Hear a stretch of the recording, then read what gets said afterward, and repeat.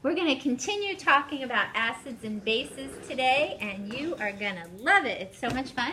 You're going to see more KEQ in there, but we're going to have Ka and Kb for a whole new family, or an extended family of Ks. Again, we're really going to focus on the dynamic process of equilibrium, and we're just going to take it to a whole new level, falling into Big Idea 6. Big Idea 6 is extremely broad, so there are many learning objectives that we're going to explore today. Initially, you're going to see a big review from honors chemistry in regard to calculating pH, proton concentration, POH, etc. And then we'll get into more of the AP caliber material. I do think some of you did explore a little bit with Ka and Kb last year in your honors classes. I didn't do it, but some of the other teachers did. I figured we had done KEQ, and that would be the introduction that would serve you well. In regard to self-ionization of water, we're going to link this to the pH scale, and you've learned a little bit about pH in the past, and we'll review that in a little bit. But even pure water has the ability to conduct electricity, albeit a very small amount. If you've got water, it does have the ability to ionize on a very small scale, generating hydronium ion and hydroxide ion. You can write an equilibrium concentration expression for this ionization process, where you would have hydronium ion concentration times hydroxide ion concentration being equal to the KEQ.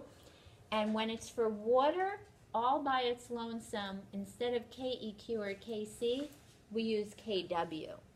The value of KW is 1.0 times 10 to the negative 14. So if you're given hydronium or hydroxide ion concentration, you can solve for the other.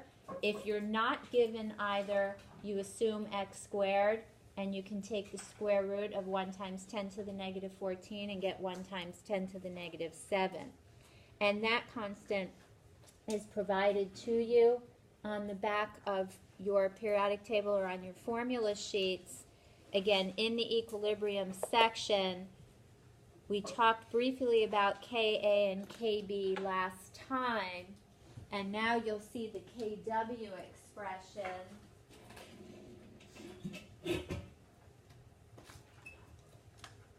As well as its value. And that's shown right there. At 25 degrees Celsius, Kw is 1 times 10 to the negative 14. Again, what's the only stress or factor that alters the value of KEQ? Temperature. So if you alter the temperature, that will not be the case. So that does come up once in a while. We'll get to it later on. You'll see that Kw is equal to Ka times Kb. And in our lesson today, we'll also be reviewing pH, POH, and this stuff will be for later on. But I see they're giving you Henderson-Hasselbalch again, which is nice. It's a formula that comes in very handy. They had removed it for a while.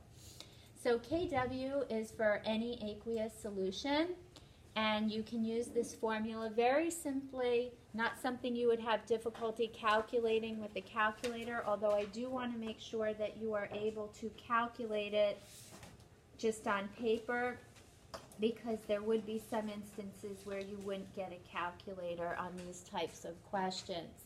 It says the solution is 1.5 times 10 to the negative 4 molar hydrochloric acid. Hydrochloric acid we know is a strong acid, and what does that mean? Ionizes completely. So the concentration of acid is equal to the concentration of hydronium ion or proton. Once you have that, it's easy to calculate hydroxide ion concentration using this formula. The Kw is given. Hydroxide ion concentration then would be the Kw over the hydronium ion concentration. And the one piece I do want to mention without a calculator, so if you had 1 times 10 to the negative 14, Kw doesn't have a unit, over 1.5 times 10 to the negative 4,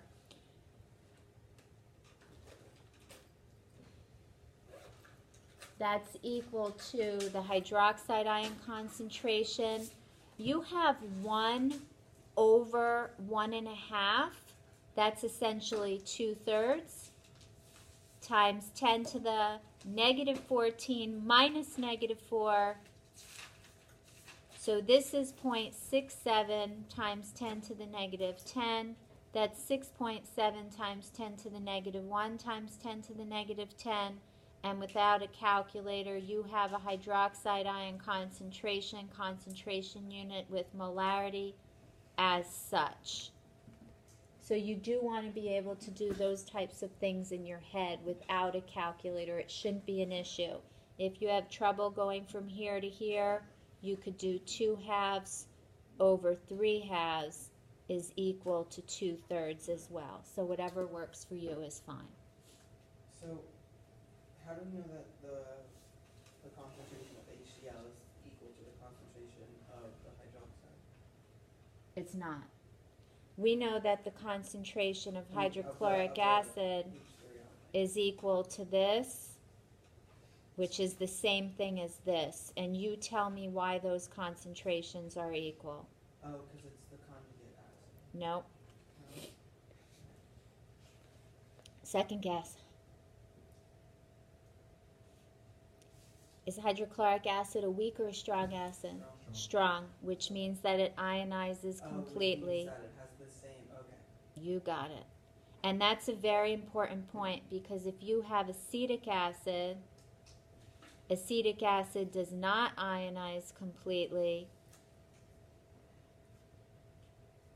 So it doesn't have the same throughout the FGA. Exactly, and we'll be getting into that aspect a little later on today. So a weak acid doesn't ionize completely, and the concentrations are not the same. You'll see that the concentration here is considerably less than that one. But with a strong acid, the concentration is the same for the base and the acid? If you have monoprotic or if you have a group 1 hydroxide, so if you have a group 1 hydroxide, that's got to be strong. So in this case, yes, be careful with the strong group 2 hydroxide. There's a little more to it, and we'll be getting into that, but for every 1 mole of this, you have 2 moles of that. What about the chloride ion from hydrochloric acid? Like, why does hydride proton? Not hydrogen, That's not what ion said. or proton. Okay, the hydrogen ion get all the. It doesn't. These concentrations are equal, but in regard to pH, we're only interested in this because pH is equal to negative log of this. All right. So this one's actually a little bit, well, I don't know if it's easier. It's about the same. Let's say you had 3 times 10 to the negative 2 molar hydrobromic acid. It says write the equation that shows dissociation of hydrobromic acid and then calculate hydroxide ion concentration. Try and do that one. Very, very easy.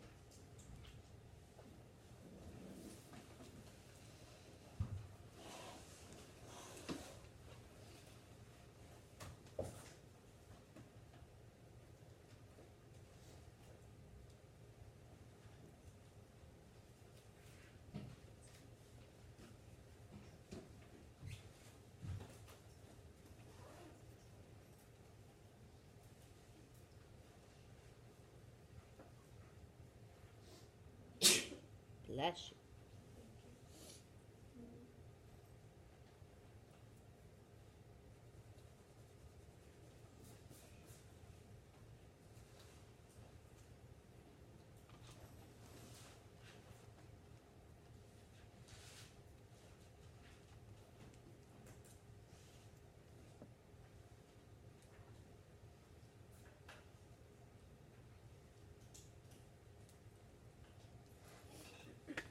What you get? What you get? 3.3 times 10 to the negative 13. So here's your equation, and it is a good idea to get in the habit of reacting the substance with water. It'll be particularly important for bases. Remember, this is a strong acid. These concentrations are equal. And without a calculator, you have 1/3 times 10 to the negative 12, which is 3.3 times 10 to the negative 13 molar. Easy peasy? Awesome.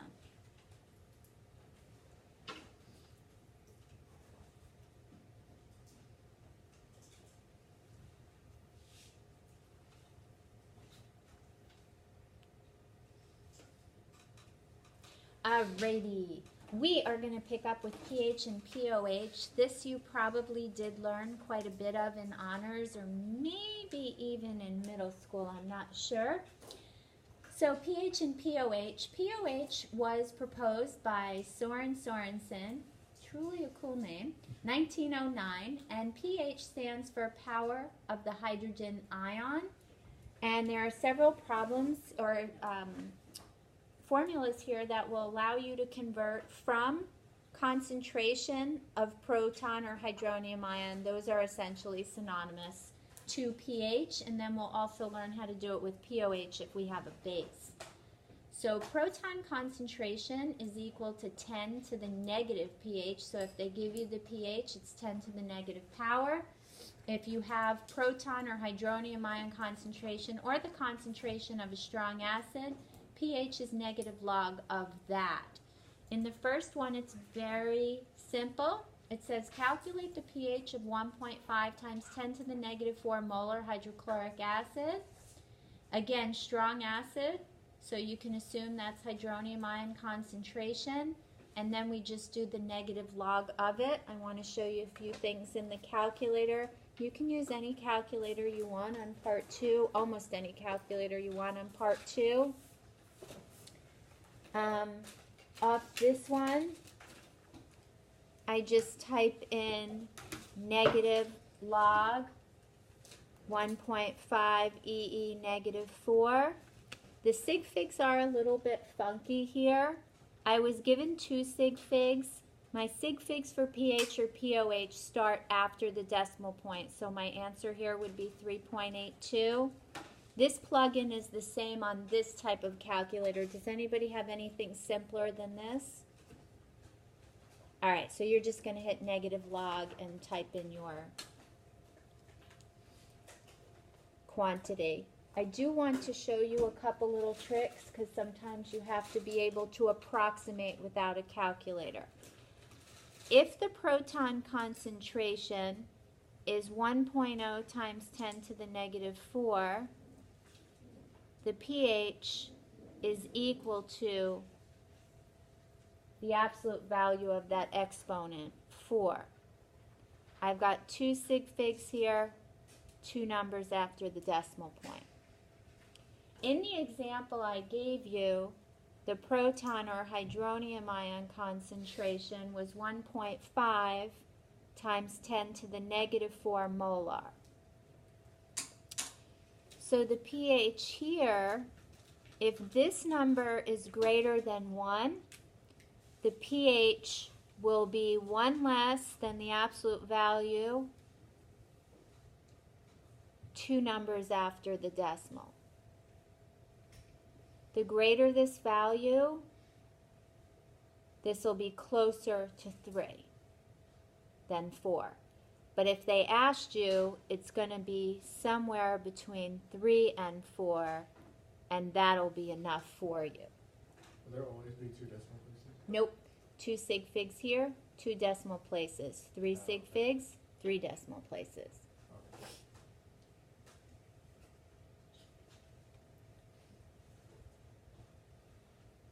So if they give you proton concentration, we know pH is equal to the negative log of that. On the flip side, if they give you pH, proton concentration is 10 to the negative pH power. Why did it do the negative pH? Because you have a negative there.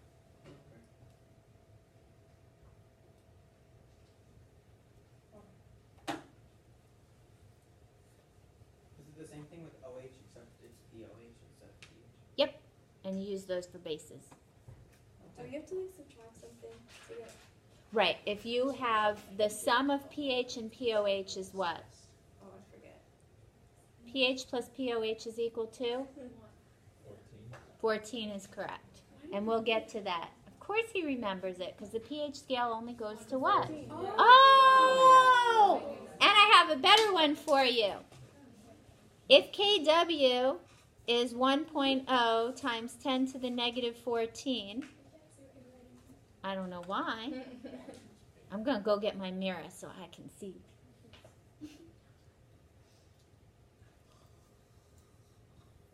pKw is negative log of the Kw. So what's pKw? 14. Woohoo! Oh, you wrote that. Oh. Wait, how do you get that from? You put it in. Because she just said if it's 1.0, you just take the absolute value of it. See, you are truly wonderful children who were born with calculators ready to go. And I'm old, so once upon a time in a land far, far away, we did math without a calculator. I really was scared that you were going to roast me individually. Never. What does the G stand for? Where do you see G? Yeah, where do you see it's log, not 10G. Oh, I thought it was negative 10G. So this is how You can't make that look epic. epic. I don't know. Look at her face. She's so stressed. That's why I got confused. I thought it was negative 10 grams KW. You should never stress over school stuff. That's a lot. Alrighty. That's funny. Couple problems right here. First example says calculate proton concentration with a pH of 2.19.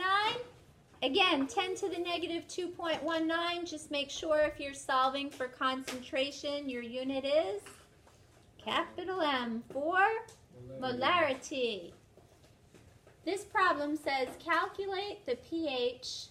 You try and do these two. You can do it. You can do it. I'll do it too. Wait, so we finish in like 2 seconds.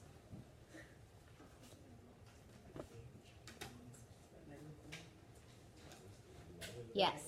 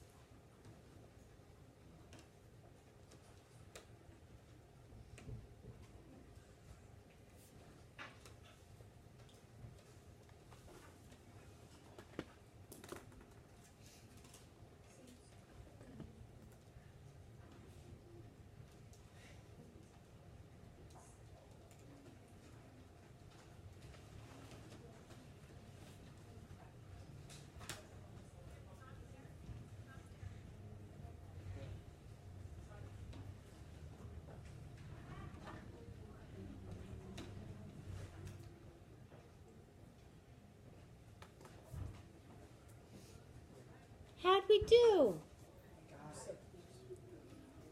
Are we killing it? And again, this is honors level work.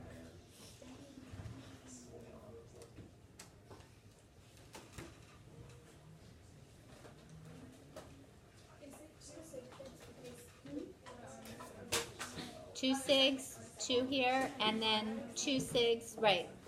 Always after the decimal for pH or POH.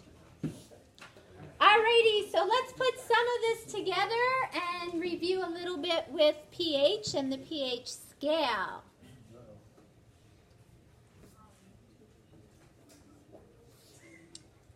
So POH is negative log of the hydroxide ion concentration. You would use that if you had a base. We'll get into that in a few minutes.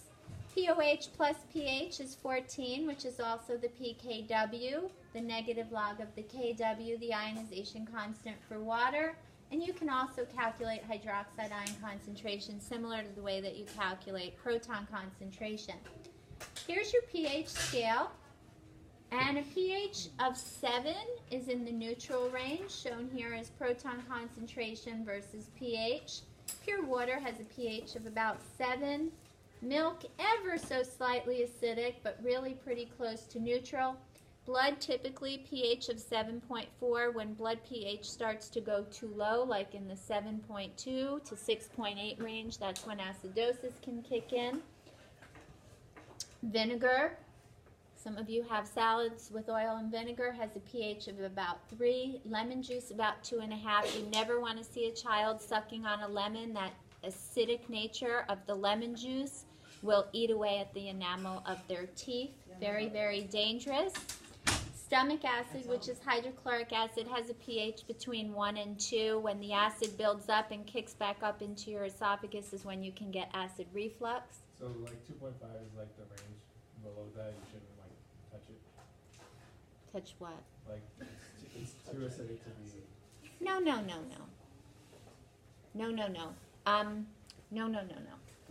What you're thinking about with an acid is if you have very concentrated acid, that's what could burn you. So like 12 molar hydrochloric acid that we used in the lab last year when we did that pink to blue lab, that you don't want to touch. That'll burn a hole right through your finger. But there's a difference between the pH and the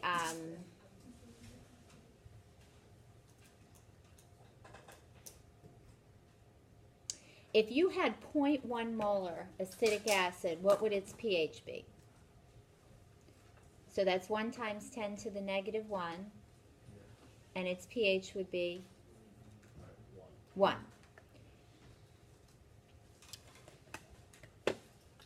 And that's not going to bother you. You spill it on you, fine. You rinse it off, not going to have a problem. But 12 molar acidic acid is very concentrated, ionizes completely. So what would the pH be of 12 molar?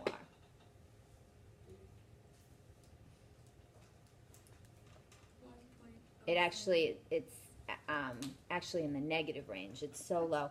But in terms of pH, that's not the burning factor. It's the concentration of the acid. All right, so in the neutral range versus the acidic range, up there in the basic range, these are going to be your household cleaners, ammonia, things that are very slippery. Bases are very slippery in nature. 1 molar sodium hydroxide, that too is it has a very high pH, but 1 molar sodium hydroxide you've probably spilled on yourself before, and you're going to wash your hands. It'll be a little slick. But if you had very, very concentrated reagents, and usually in regard to heavily concentrated reagents, they're acids like 18 molar acetic acid. Even though acetic acid is a weak acid, that'll burn you as well. It's the concentration you're more concerned with. How come when you mix Coke with stomach acid, like I watched a video and they poured a bottle of Coke, or like a can of Coke into a thing of what they said was stomach acid, and it made like a salt, it wasn't like solid, but it made like this black, like solid-ish thing. Like why does it react like that? 2 acids? No, it was, I don't know, what's Coke? Is Coke acidic or basic? Carbonic acid. So why did 2 It's acids? acidic. That's why you don't drink Coke for breakfast. I finally got my husband to stop doing that. You don't drink soda for breakfast. That's like pouring a can of acid right into your tummy. Yuck. Well, it made, I guess that's what it was because there's nothing else in there. Well, carbonic acid is a weak acid, and then you throw some other acid in there, and so you're essentially intensifying its acidity. But you wouldn't make a salt though. Look. It's not very good for you, but in any event, when you are eating, you do want a well-balanced diet, and you don't want to just have acid. You want a little base in there to counteract the acid, to neutralize it. And we'll talk a lot more about neutralization as we go. A couple things in regard to the pH scale. 7 is neutral.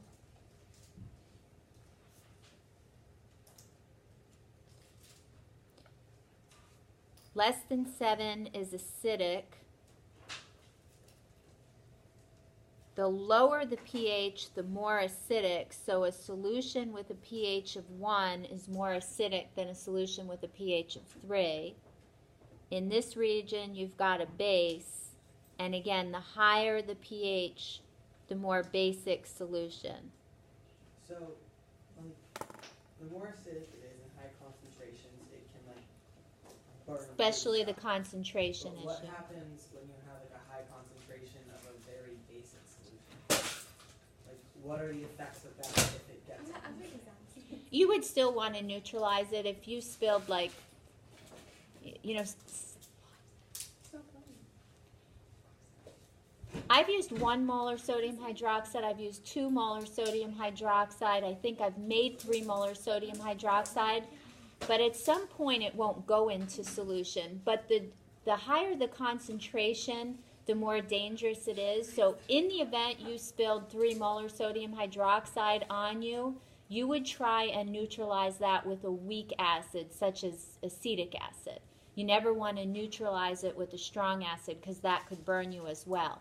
So in the lab, for example, when we work with 3 molar hydrochloric acid, which we do often, what you will, if you spilled that on you, what I would do is I would take some baking soda and I would make a paste and pour that on your hand in an attempt to neutralize the acid. And then once it was neutralized, you'd rinse it all off.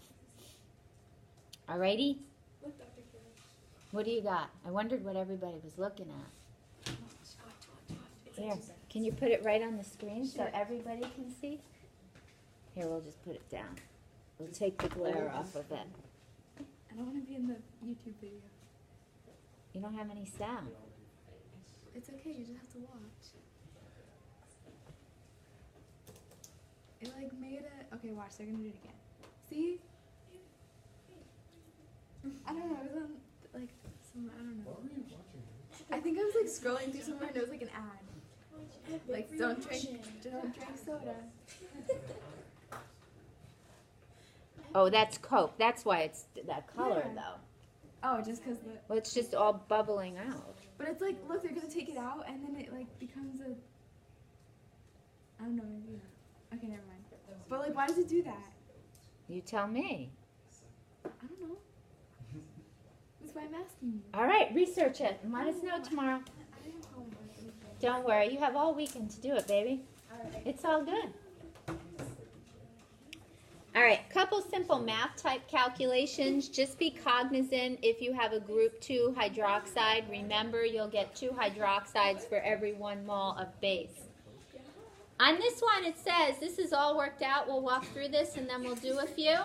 It says a student determines that calcium hydroxide in its saturated aqueous solution has a pH of 10.52. Calculate the molarity of calcium hydroxide in its saturated aqueous solution. So the pH was given. Is calcium hydroxide an acid or a base? If you have a base, do you want to play with pH or POH? POH, that's important. So the first thing you're going to do is get the POH. We subtract 10.52 from 14. Maintain those 2 decimal places here.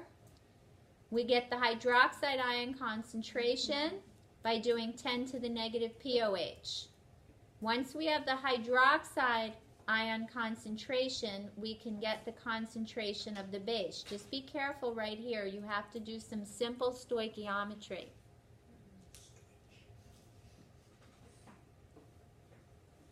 Divide, here's your concentration. If I gave you the volume of calcium hydroxide, could you get the mass of it? Yeah. How? You would multiply it by the volume. You'd multiply the concentration by the volume, which would give you No, No, which give you molar. moles, and then you would convert to grams. grams using the The molar mass. molar mass from the, you got it. All right, let's look at this problem here. We'll work it together, although I think you could do it yourself.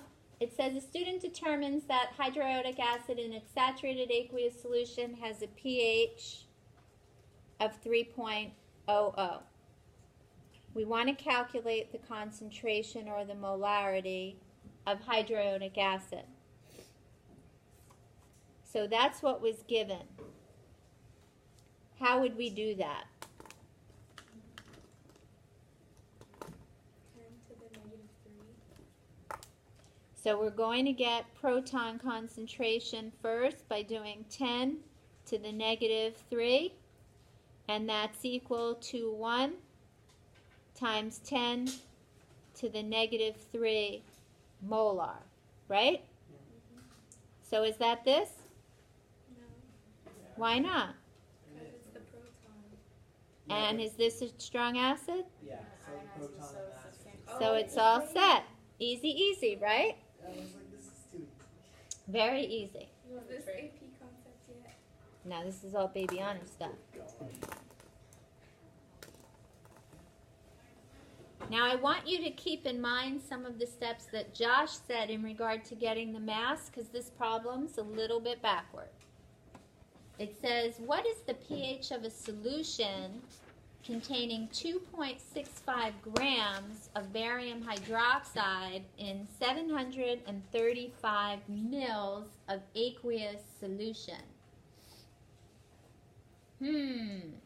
So they give us the mass, they give us the volume. The first thing we're going to do is get the molarity, moles and then molarity. So convert mass to moles using the periodic table, divide by the volume, and you've got the concentration. But in order to get the pH, first I need the hydroxide ion concentration to get the pOH.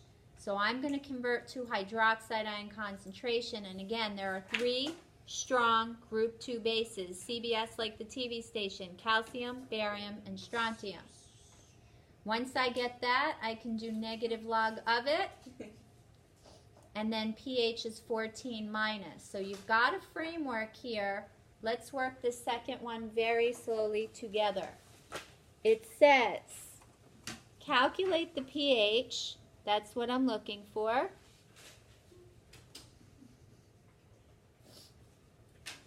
And the mass they give us of a base is 3.88 grams of strontium hydroxide.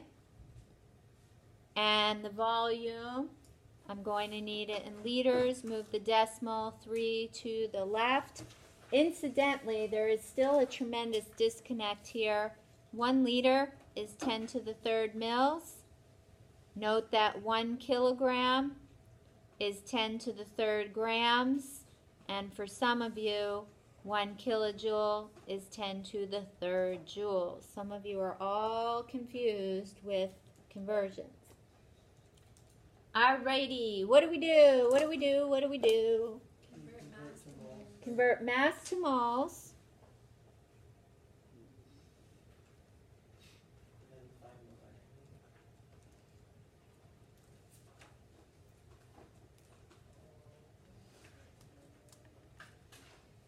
Which strontium? 87.62?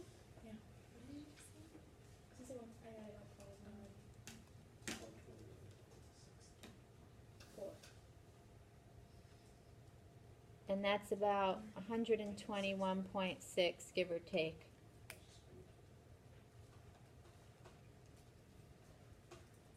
And then you get 3.19 times 10 to the negative 2 moles. And I'll divide that by the volume. Is that a 9? Yeah.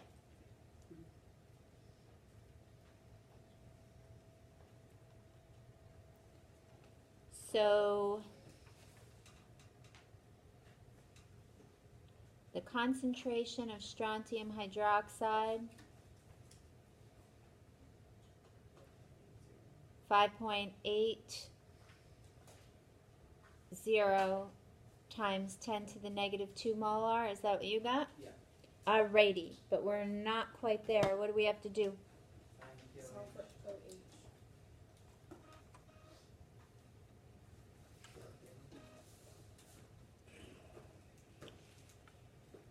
So this is strontium hydroxide. We need to get hydroxide ion concentration. For every 1 mole of strontium hydroxide, I have how many moles of hydroxide ion? Alrighty. Wait, why are you doing Because you need to get the OH in order to get the pOH. Right. And then subtract it from that? pH. First go pH. So once I have that, can I get POH? Negative log of this.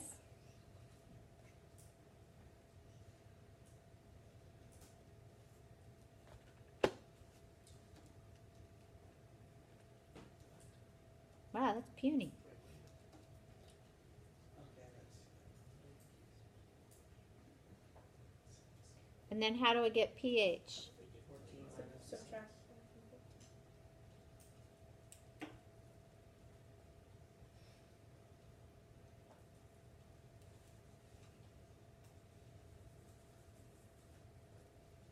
Right? I did that in my head. Is it right? Yeah. Goody, goody, goody. Maintaining 3 sig figs after the decimal. And again, sig figs for pH and POH after the decimal. Easy peasy? Not easy peasy? This is still honors. Still honors. That's honor stuff. We did all that last year. It makes sense. Remember? Yeah. APC. Remember? Makes sense.